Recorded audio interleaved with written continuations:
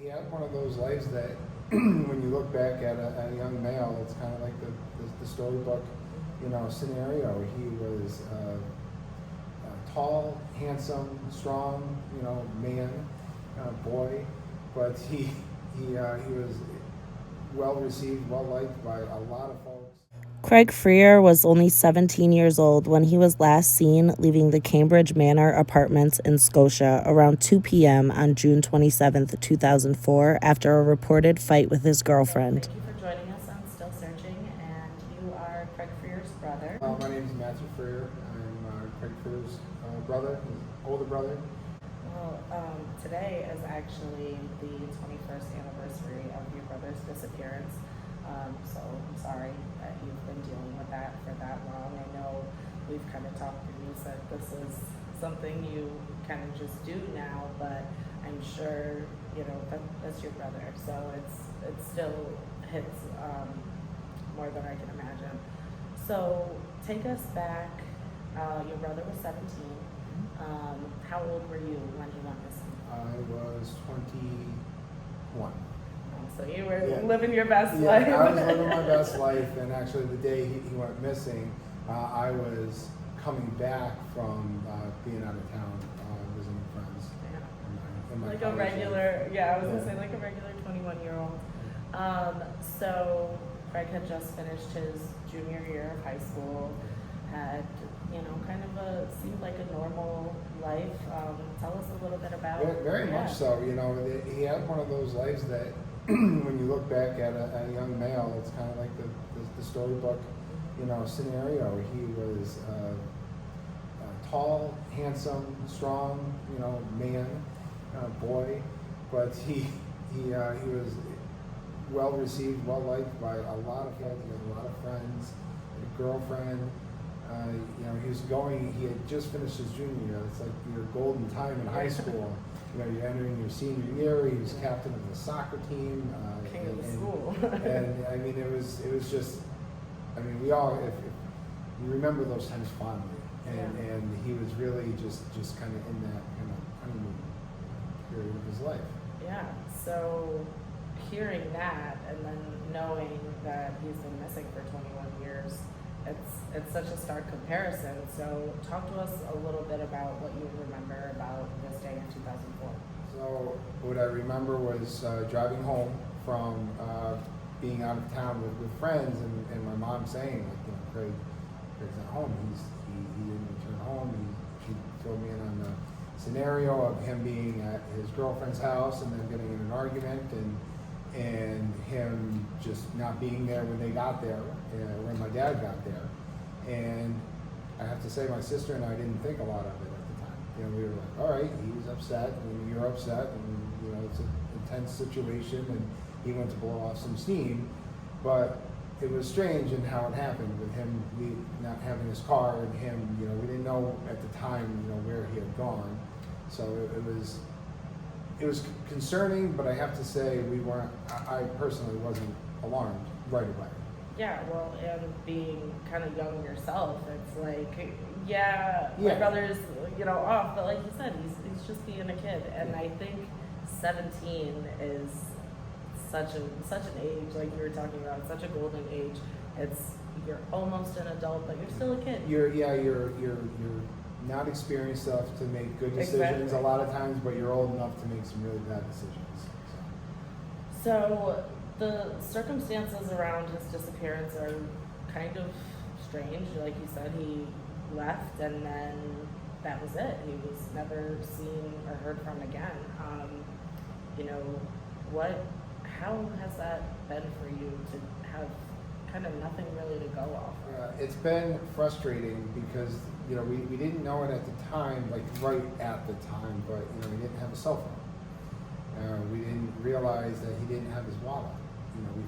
We recovered his wallet from somebody else a while later. So resource-wise, how do you do that? If I wanted to do it now as a grown man, to just walk down some train tracks and make a life for myself without anybody knowing, I don't think I could do that.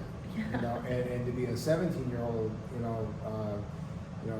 I don't. You see- might think it's a good you- idea, but you'd exactly. start out You and you'd think be you- like, oh, Right. I can't do this. Most of us, I think, would get a little ways away and realize that, that's not the right path to follow. So what carried him on? Yeah. Was there somebody that carried him on that we don't know about? Did he harm himself? If he did harm himself, where is he? And, Right. and in those scenarios, it's when people are doing that, the concealment is not what they're thinking. Yeah, no, So it's only about the action. and even having to think this way about like your brother or your family member is messed up. Yeah. And we've been doing it now for so long that the sting of it, kind of that rawness is not there. But still, That's your brother. that how does that happen? Right. And say he did eventually run into somebody down the road, there's miles there of, why, and somebody walking down train tracks is maybe not the most obscure thing to see, but somebody would have seen something or Yeah. said something or noticed a young man in a white t-shirt and jeans Right. walking down these train It's gonna tracks, stick out, yeah. and he was headed in the direction of our home at the time, so what happened there? Yeah. So yeah, it's been, I cannot tell you. I mean, millions of times you go over the scenario in your head and you try to figure it out, and you just can't. And it's like it's just sad and frustrating. It is tragic. It's a tragic, scenario. Yeah, I can't imagine, having to deal with it for decades at this point. Something that you said that stuck out to me, kind of going through the options of what may have happened, was if he did, say, go off to start another life. It seems like even at 17, say somehow he was able to make it somewhere. All these years later, no matter what the rift was or the issue with a job or a girlfriend or whatever, at some point you're not going to have that 17-year-old brain anymore. Right. And you're going to realize your family loves you, your family's looking for you. Like, it just doesn't seem like that's a likely scenario, that he's just That is out correct. there somewhere. We've all submitted our DNA. Awesome. His social security number has been flagged. So, if he was to use any information, Yeah. it would come up somewhere. Right. So, it's not a likely scenario, Right. unless somebody had him for a time, and then Did something somewhere did down the something, road. did the worst. Well, that's what seems to, as I've been looking into more of these missing persons cases, that sometimes there are people that leave on their own accord and then don't know what they're getting into and run into trouble down the road, quite literally. So, like you said, who knows what could have happened? And I would think somebody within our circle, and I say our circle, we don't have that same circle now, it's been a long time, but his circle of friends, even if he had somebody out there that he was maybe friends with or referenced, or had that, like maybe that shady person over there, that I would think somebody would have seen that, and there have been, I cannot tell you how exhaustive the interviews have been and how in depth they've been in the investigation into all of us, family and friends alike. I mean, even gone down the path of the polygraphs, and we've all done it, so I am confident that, at least the people that have been involved in that do not know if there was somebody there. Yeah. They don't know who that person was, or they were never, privy to even having thought that there was somebody. Right. To even like, oh, this person's kind of in the shadows, but we don't know much about them, or Right. not even like suspicious, just we don't know. And it was before the time, cell phones were a thing, but it was not like social media was like it is now, where you can almost develop another life and have contact easily with people all over the world. Yeah, it would be very difficult, It was yeah. very different then. So You would have needed like the kind of like old school hacking, steal an so and identity we've or had our something like computers that. all went to the criminal justice. They had this computer for years, and they disassembled it. They took it down. They thoroughly went through it. Well, and it seems And like there was- nothing suspicious. And there with was his nothing on there behavior. that was alarming. that had any indication of where he may have gone. So we've talked about how difficult it must be to, continue to advocate, and I must say the state police does a great job of keeping your brother's name alive and keeping his case out there. Every anniversary, they're reminding people. I also know I've spoken a couple times to retired trooper Gloria Coppola, and she holds your family and the case very dear. You do the Ride for Missing Children in the Capital Region, 100-mile bike ride, which is insane.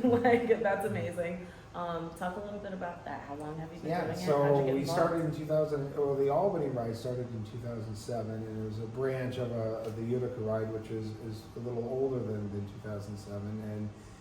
And my mom did it the first year. I joined in 2009, but it was very, we had a lot of fresh emotions at that time. We were feeling kind of isolated, and we had resources, but you didn't have just that People that that were group, like that you. group Yeah. that you could go to and be with. So that was a group, So I watched my mom cross the finish line a couple times, and I knew I wanted to do it, so I joined up, and I've been a part ever since. I did it as a rider the first year, and then the second year I joined as a shepherd, and then after that I joined the leadership, and then I've been part of the leadership ever since.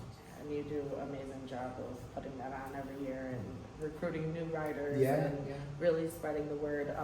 Talk a little bit about what you do on that 100-mile ride. So the ride is, the reason we do the ride is so that we can generate resources for other kids, for kids in our area, to put on these education programs, to help keep them safe in the community, help keep them safe in school and online. And so what we do is we have each, rider raise funds, and then we provide these education programs to the schools, all the students in the schools.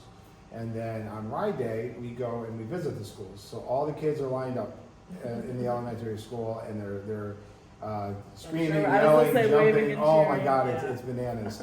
The kids are losing their mind, and we roll in we have, a dozen law enforcement officers. All the lights are going, the sirens are going. We have music there, and the riders, we all line up in front of the kids. We get off our bikes and we sing, we dance, we hand out stickers and pencils, and we help. And we take that time. It's like a 10-minute time frame, and the riders will quiz the kids without them even knowing it about the education program. So we'll ask them, like, who's your trusted adult, and what do you do if somebody asks you for information online, and the kids are just, they remember, they scream out the answers, and they're a pleasure to be with. So it helps our riders, because through 100 miles, we stop at 7 schools, so you get 7 times where your emotions go up and down. I was gonna say that adrenaline, I'm sure. Super crazy energy. And even after the last school is done, we're all like, oh, that was too bad. You miss it. Yeah. Like, you're already looking forward to the next year before you're even done with the ride. Well, and what a great way to fill your heart surrounding something that's so tragic. Yeah, absolutely, absolutely. You're banded with these people that care about the same cause, and a lot of people have their own missing person, and you get that moment of just, we get to make a difference and maybe help some other families. That leads me to kind of my last little question that popped up in my head, just thinking about, it's been all this time, you're a father yourself now. How do you share your brother's memory with your family? So my kids are always very curious, about their Uncle Craig. So my firstborn's middle name is Craig, so he shares his name. So they ask often about him, and they actually think on ride day, my little one, and my older one when he was small, that we're actually out there looking for him. So they think that we're out there, asking people, sharing his post. So it's very, very special and kind of cute. But we talk about them, and they're always curious about their traits, because we talk about, this is Mom's trait, or this is Dad's trait, or this is Uncle Craig's trait, and you can absolutely pick things out.